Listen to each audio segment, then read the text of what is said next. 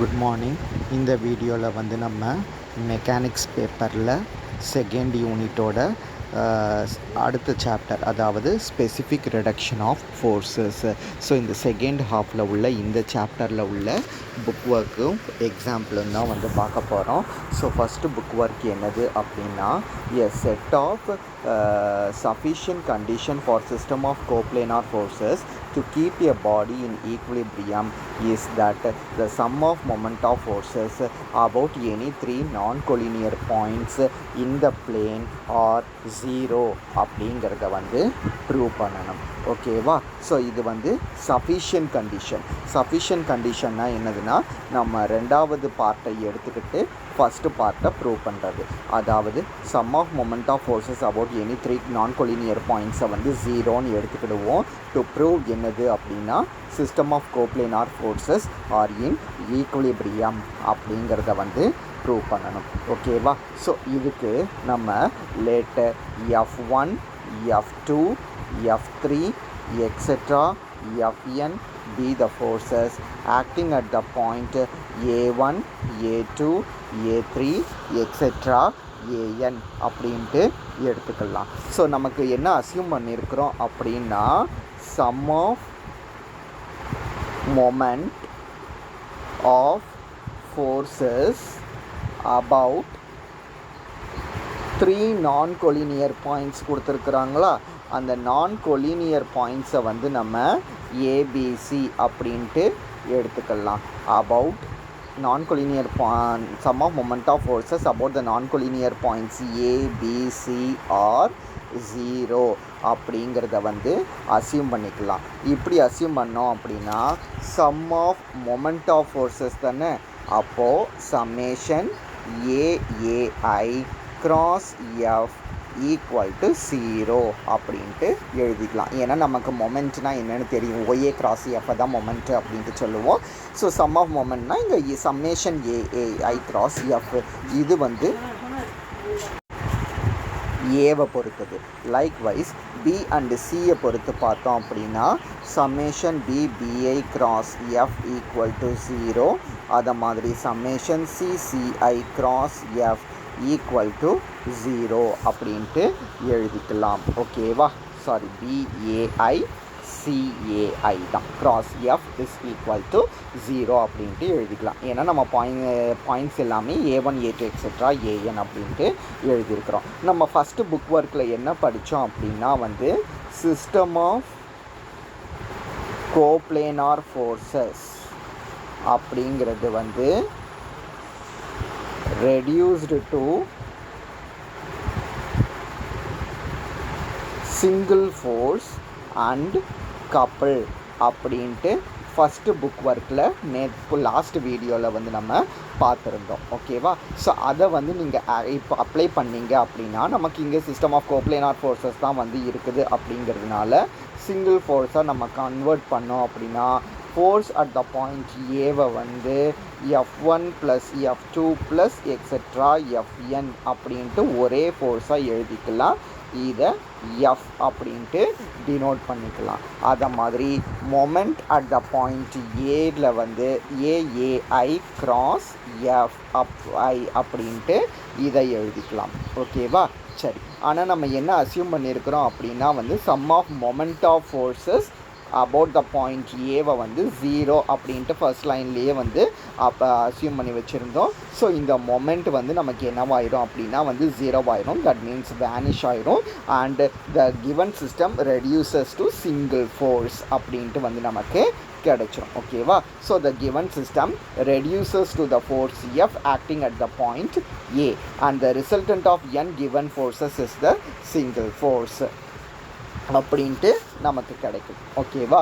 ஆனால் நமக்கு என்ன ரிசல்ட் தெரியும் அப்படின்னா, sum of moment of force about any point equal to their resultant about same point அப்படிங்கிறது தெரியும். sum of moment of force about any point is equal to the resultant about the same point அப்படிங்கிறது வந்து நமக்கு தெரியும். So அப்போ நம்ம என்ன செய்ய போகிறோம் அப்படின்னா at the point Bயில் at the point Bயில் பார்த்தோம் அப்படின்னா sum of moment of the forces அப்படி தானே. ஸோ அப்போது summation BAI cross F அப்படின்ட்டு எழுதிக்கலாம். sum of moment of the forces. So this is equal to moment about the resultant. So ரிசல்டன்ட்டுங்கிறது என்னது அப்படின்னா வந்து BA cross F அப்படின்ட்டு எழுதிக்கலாம். பட் நமக்கு என்ன தெரியும் அப்படின்னா இந்த sum of moment of the resultant தான் வந்து நமக்கு 0 அப்படின்ட்டு தெரியும். அப்போ நம்ம என்ன செய்ய போகிறோம், இதுக்கு பதிலாக 0வை எழுதினோம் அப்படின்னா 0 equal to BA cross F அப்படின்ட்டு கிடச்சிரும். ஓகேவா? அப்போ நமக்கு என்னது கிடச்சிருக்குது அப்படின்னா அட் த பாயிண்ட் Bயில் BA cross F equal to 0 அப்படின்ட்டு கிடச்சிருக்குது. சிமிலர்லி அட் த பாயிண்ட் Cயை கன்சிடர் பண்ணோன்னா CA cross Fஐயும் வந்து நம்ம 0 அப்படின்ட்டு சொல்லலாம். அப்போ இதுலேருந்து நம்ம என்ன கன்க்ளூட் பண்ண முடியும் அப்படின்னா இந்த எஃப்ங்கிற இந்த ஃபோர்ஸ் வந்து ஒன்று 0க்கு ஈக்குவலாக இருக்கும் அல்லது parallel to BA and CA அப்படின்ட்டு இருக்கும். இது ரெண்டுக்கும் பேரலாக இருக்கும்.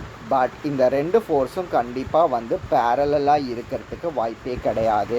தேர்ஃபோர் F ஈக்குவல் டு 0வாக தான் வந்து இருக்க முடியும். ஓகேவா?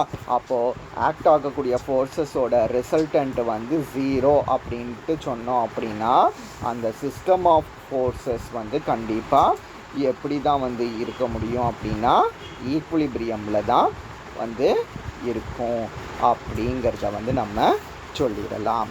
ஓகேவா? இதுதான் வந்து இந்த புக் ஒர்க்.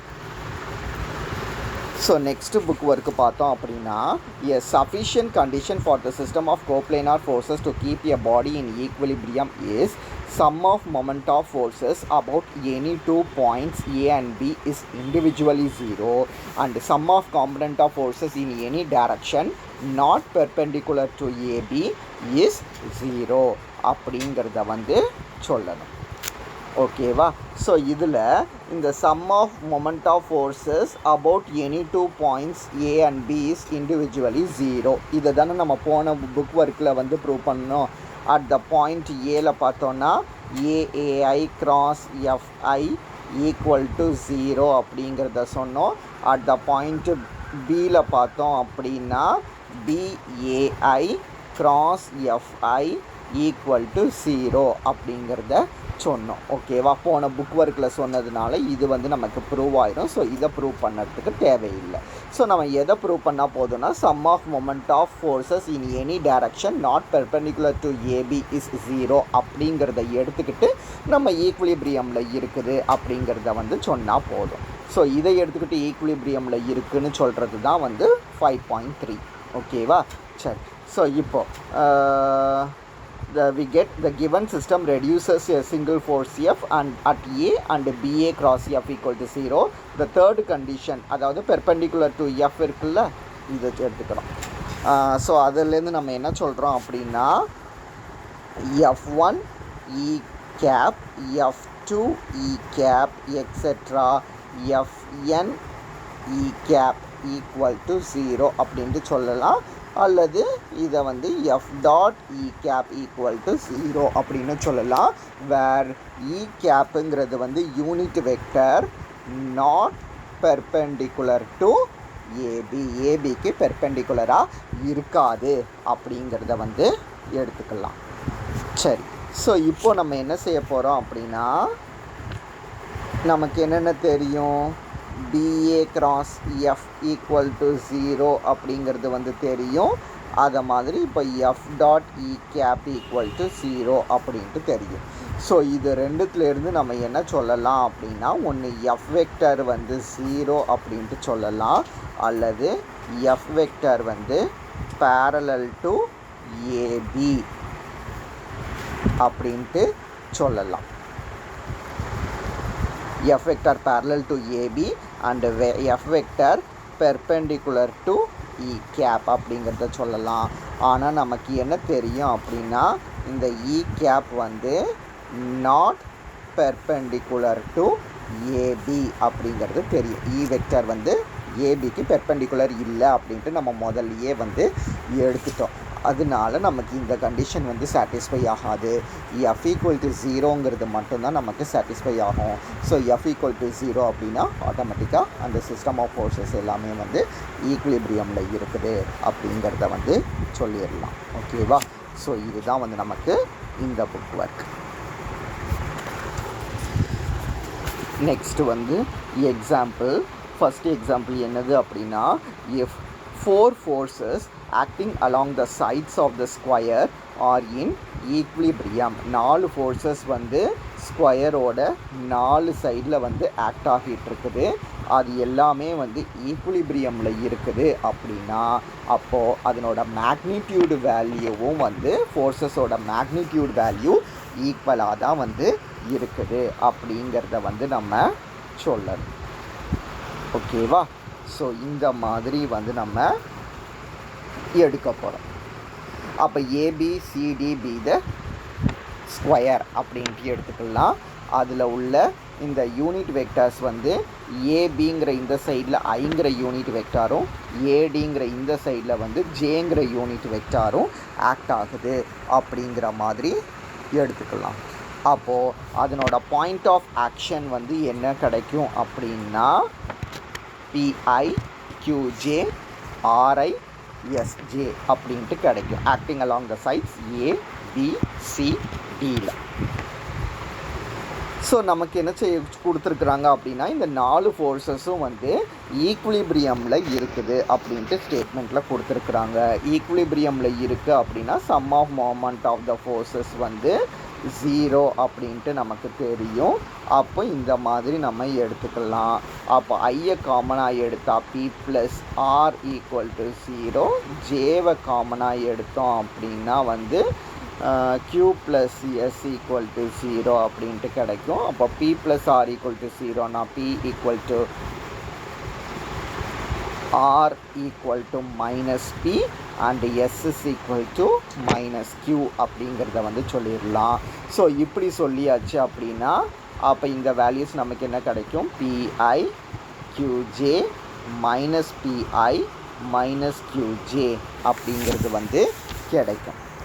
ஓகேவா? சரி. ஆல்சோ நமக்கு என்ன தெரியும் அப்படின்னா sum of moment of force about any point is 0. இதுவும் தெரியும்ல. அபவுட் எனி பாயிண்ட் வந்து 0 அப்படிங்கிறது வந்து நமக்கு தெரியும். ஸோ அதனால நம்ம என்ன எழுதிடலாம் அப்படின்னா O vector plus A B cross q into J vector plus A D cross P minus P into I vector plus O vector equal to 0 அப்படின்ட்டு எழுதலாம். அதாவது ஏபிசிடி இருக்குது. இதனோட ரிசல்டன்ட்டு இங்கே வந்து பிஐ. இது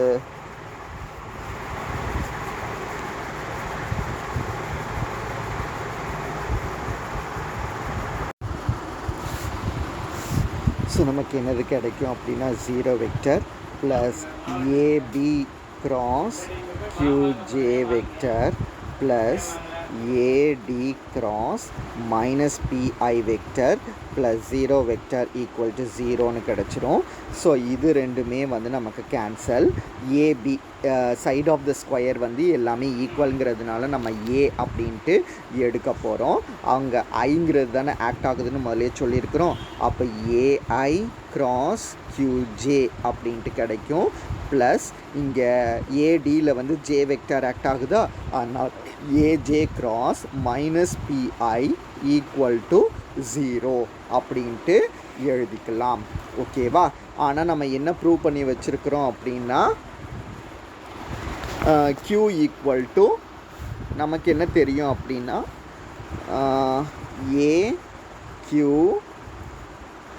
ஐ கிராஸ் ஜே அப்படின்ட்டு எழுதிக்கலாம். ஏபி ஜே கிராஸ் மைனஸ் ஐ அப்படின்ட்டு எழுதிக்கலாம் ஈக்குவல் டு 0. அப்போ இதை வந்து ஏக்யூ கே வெக்டர் அப்படின்ட்டு எழுதிக்கலாம் AB into I cross J cross minus ஐயை ஐ கிராஸ் ஜே அப்படின்ட்டு எழுதிக்க முடியும். அப்போ AQ K vector plus AB K vector equal to 0 அப்படின்ட்டு எழுதிக்கலாம். அப்போ ஏவை காமன் ஏகே வெக்டரை காமனாக எடுத்தால் P plus Q equal to 0 அப்படின்ட்டு எழுதிக்கலாம். ஸோ அப்போ இதிலிருந்து நமக்கு என்னது கிடைக்கும் அப்படின்னா P plus Q equal to 0ன்னு கிடைக்கும்.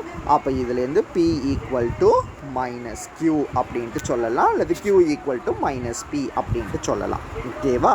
So Q equal to minus P அப்படின்ட்டு சொல்லியாச்சுன்னா நமக்கு என்னென்ன வேல்யூஸ் கிடச்சிதுன்னா பிஐ கிடச்சிது, கியூஜே கிடச்சிது, மைனஸ் பிஐ கிடச்சிது, மைனஸ் கியூஜே கிடச்சிதா. இப்போ இந்த கியூக்கு பதிலாக மைனஸ் பியை வந்து நம்ம ரீப்ளேஸ் பண்ண போகிறோம். அப்படி ரீப்ளேஸ் பண்ணியாச்சு அப்படின்னா இந்த மாதிரி வந்து நமக்கு கிடைக்கும். ஓகேவா? ஸோ இப்படி கிடைச்சாச்சு அப்படின்னா நம்ம என்ன சொல்லிடலாம், இதனோட மேக்னிடியூடு வேல்யூ எல்லாமே பி தான் கிடைக்குது. அப்போ மேக்னிடியூட் எல்லாமே வந்து ஈக்குவல் அப்படின்ட்டு சொல்லிடலாம், இர்ரெஸ்பெக்டிவ் ஆஃப் த சைன். ஓகேவா? ஸோ அதுதான் வந்து நமக்கு இந்த ப்ராப்ளம். ஸோ நெக்ஸ்ட் ப்ராப்ளம் பார்த்தோம் அப்படின்னா லேடார்னா ஏனி, அதனோட லெங்க்த்து வந்து 2a அப்படின்ட்டு கொடுத்துருக்குறாங்க. Weight W with centre of gravity என்ன கொடுத்துருக்குறாங்க அப்படின்னா வந்து 3/8 ஆஃப் த வே அப் அப்படின்ட்டு கொடுத்துருக்குறாங்க. Stand on a horizontal plane resting against a smooth vertical wall அப்படின்ட்டு கொடுத்துருக்குறாங்க. And the mid point is tied to a horizontal rope of length L அப்படின்ட்டு கொடுத்துருக்குறாங்க. அப்படின்னா நம்ம இந்த டென்ஷன் இந்த ரோப் தான் வந்து என்ன அப்படிங்கிறத வந்து கண்டுபிடிக்கணும். ஓகேவா? ஸோ கொடுத்துருக்கிற டேட்டாவை வச்சு இந்த டயக்ராம் வரைஞ்சிக்கிட்டோம் அப்படின்னா இந்த டயக்ராம்லேருந்து இந்த ப்ராப்ளம்க்கு நம்ம சொல்யூஷன் வந்து கண்டுபிடிச்சிடலாம். ஓகேவா? ஸோ அப்போ நம்ம என்ன செஞ்சுருக்கிறோம் அப்படின்னா இப்படி வந்து டயக்ராம் வரைஞ்சிருக்கிறோம். டயக்ராம் எப்படி இருக்குதுன்னு பார்த்தீங்கன்னா லேடாருங்கிறது வந்து ஏபி, வாலுங்கிறது வந்து பிசி, அந்த மிட் பாயிண்ட்லேருந்து உள்ள ரோப்பு தான் வந்து இந்த எம்எல் அப்படிங்கிறது. ஏல வந்து அப்வர்டு ரியாக்ஷன் R1 ஆக்ட் ஆகுது, பியில் வந்து ஹாரிசான்டல் ரியாக்ஷன் R2ங்கிறது வந்து ஆக்ட் ஆகுது. வெயிட் Wவை வந்து இந்த சென்டர் ஆஃப் கிராவிட்டியில் வந்து நம்ம வச்சுருக்கிறோம். டென்ஷன் T அப்படிங்கிறது வந்து இந்த ரோப்பில் வந்து ஆக்ட் ஆகுது. ஓகேவா? ஸோ இது எல்லாத்தையுமே இங்கே வந்து நம்ம சொல்லிடுறோம். ஓகேவா? சொன்னதுக்கப்புறம் நம்ம இங்கே ஹாரிசான்டல் காம்பனண்ட்டை மட்டும்தான் கன்சிடர் பண்ணுறோம். ஸோ ஹாரிசான்டல் காம்பனண்ட் அப்படிங்கிற போது நமக்கு R2வும் Tயும் மட்டும்தான் வந்து இருக்குது. ஸோ இந்த ஹாரிசான்டல் காம்பனண்ட்டை மட்டும்தான் வந்து நம்ம கன்சிடர் பண்ணுறோம். நமக்கு என்ன தெரியும் அப்படின்னா வந்து இங்கே R2 T both act horizontally, இது ரெண்டுமே வந்து ஹாரிசான்டலாக ஆக்ட் ஆகுது. இந்த லேடார் வந்து ஈக்விலிபிரியம் பொசிஷனில் இருக்கணும் அப்படின்னா சம் ஆஃப் ஹாரிசான்டல் ஃபோர்ஸஸ் வந்து 0 அப்படின்ட்டு இருக்கணும். ஓகேவா? நீங்கள் டயக்ராமில் நல்லா பார்த்தீங்கன்னா தெரியும் உங்களுக்கு வந்து R2ங்கிறது ரைட் சைடு ஆக்ட் ஆகுது, Tங்கிறது வந்து லெஃப்ட் சைடு ஆக்ட் ஆகுது. அப்போது ஆப்போசிட் டைரக்ஷனுங்கிறதுனால sum of horizontal forces R2 minus T equal to 0ன்னு போடுவோம். அதனால நமக்கு R2 ஈக்குவல் டு T அப்படிங்கிறது வந்து கிடச்சிரும். ஓகேவா? நம்ம இங்கே வந்து ஹாரிசான்டல் காம்பனண்ட்டை மட்டும்தான் கன்சிடர் பண்ணுறோம், வெர்டிக்கல் காம்பனண்ட்டை வந்து கன்சிடர் பண்ணலை. சரி, நெக்ஸ்ட்டு ஆல்ஃபாங்கிறது தான் angle made by the ladder with the horizontal அப்படின்ட்டு எடுத்துக்கிறோம். ஸோ எடுத்துக்கிட்டோம் அப்படின்னா இப்போ நம்ம இந்த WTR2 இது மூணுக்குமே வந்து பெர்பெண்டிகுலர் டிஸ்டன்ஸ் வந்து என்ன அப்படிங்கிறத வந்து பார்க்கணும்.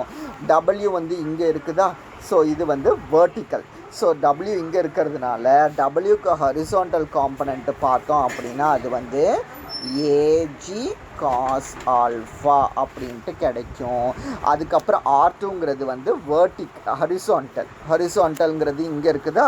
ஸோ அப்போ இதுக்கு வந்து பார்த்தீங்க அப்படின்னா R2க்கு வந்து Tக்கு பார்த்தோம் அப்படின்னா T டீயும் ஹரிசாண்டல் தானே, இந்த இடத்துல எம் இருக்குதா, அதனால ஏஎம் சைன் ஆல்ஃபான்னு கிடைக்கும். அண்ட் R2க்கு பார்த்தீங்க அப்படின்னா அது பியில் இருக்குது, அப்போ ஏபி சைன் ஆல்ஃபா அப்படின்ட்டு எழுதிடலாம். ஓகேவா? மொமெண்ட்ஸை ஹரிசாண்டலுக்கு வந்து சைன் ஆல்ஃபா, வெர்டிக்கலுக்கு வந்து காஸ் ஆல்ஃபா, அது இருக்கிற அந்த பாயிண்ட்லேருந்து அந்த டிஸ்டன்ஸை வந்து நம்ம எழுதிக்கிறோம். இந்த ஜியில் தான் டபிள்யூ இருக்குது, அதனால ஜிஏ, எம்மில் தான் டி இருக்குது, அதனால எம்ஏ, டியில் தான் R2 இருக்குது, அதனால பிஏ. ஸோ இது மூணையும் வந்து நம்ம எழுதிடுறோம் பெர்பெண்டிகுலர் டிஸ்டன்ஸை. சரி, இப்போ ஏஜியோட வேல்யூ நம்ம கண்டுபிடிக்கணும். ஏஜிங்கிறது வந்து இங்கே இருக்குது. ஏபியோட மொத்த லென்த்து வந்து நமக்கு கொஸ்டினில் 2ஏன்னு கொடுத்துருக்குறாங்க. சென்டர் ஆஃப் கிராவிட்டி வந்து 3/8 ஆஃப் த வே அப் அப்படின்ட்டு கொடுத்துருக்குறாங்களா ஸ்டேட்மெண்ட்டில். 3/8 ஆஃப் த வே அப் அப்படின்னு கொடுத்துருக்கிறதுனால 3/8 ஆஃப் டோட்டல் லென்த்து 2a, அதனால ஏஜியோட வேல்யூ வந்து 2a அப்படின்ட்டு சொல்லுவோம். ஓகேவா? சரி, இந்த எம்முங்கிறது மிட் பாயிண்ட், அதாவது ஏபியில் மிடில் இருக்குது எம். ஸோ மொத்த லென்த்து வந்து 2a அப்படிங்கிறதுனால இந்த ரெண்டுமே வந்து நமக்கு a. அப்போ AM sine alpha is nothing but A sine alpha, and AB வந்து லென்த்து 2aன்னு தெரியும், அதனால இதை வந்து நம்ம 2a சைன் ஆல்ஃபா அப்படின்ட்டு எழுதிடலாம். சரி, ஸோ இப்போ நம்ம மொமெண்ட் எழுதுவோம். மொமெண்ட்னா என்னன்னு தெரியும். அப்போது 2a 3/8 of 2a cos alpha, இது எதுக்கு பெர்பெண்டிகுலர் டிஸ்டன்ஸ் அப்படின்னா டபிள்யூக்கு. அடுத்தது ஏ சைன் ஆல்ஃபா, இது எதனோட பெர்பெண்டிகுலர் டிஸ்டன்ஸ்னால் டிக்கு.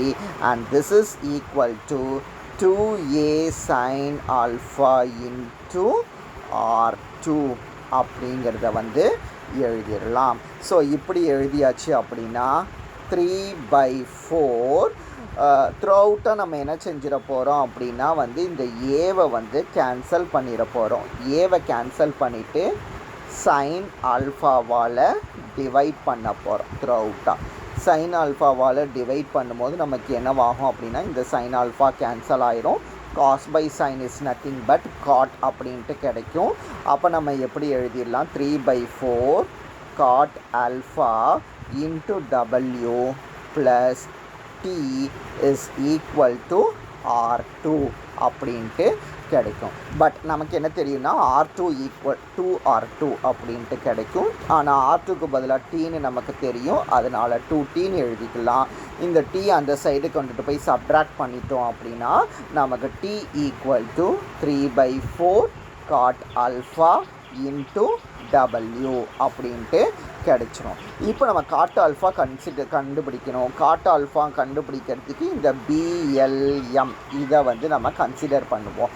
ஸோ நமக்கு என்னது தெரியும் அப்படின்னா இந்த சைடு வந்து ஏன்னு தெரியுமா, நான் சொல்லியிருந்தேன்ல, இந்த சைடு எல்லுன்னு தெரியுமா. அப்போ நமக்கு வந்து ஆட்டோமேட்டிக்காக இந்த சைடு வந்து இது என்னது கிடைக்கும் அப்படின்னா √A² மைனஸ் L² கிடைக்கும்னு தெரியும் பித்தாகோரஸ் தியரம்லேருந்து. இப்போ நமக்கு தேவை வந்து cot alpha. Cot alpha is nothing but adjacent by opposite அப்படின்ட்டு.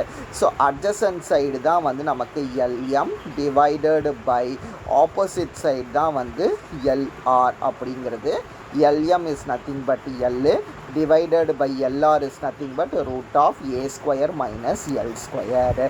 ஸோ காட் ஆல்ஃபாவோட வேல்யூ இதுன்னு கிடைக்குது. அப்போ நம்ம டீயில் ரீப்ளேஸ் பண்ணிட்டோம் அப்படின்னா நமக்கு 3/4 காட் ஆல்ஃபாக்கு பதிலாக L/√A² minus L² into W அப்படிங்கிறத வந்து எழுதிடலாம். ஓகேவா? ஸோ இதுதான் வந்து இந்த ப்ராப்ளம் நம்பர் 2. ஸோ இது வரைக்கும் இன்றைக்கி கிளாஸில் பாருங்கள்.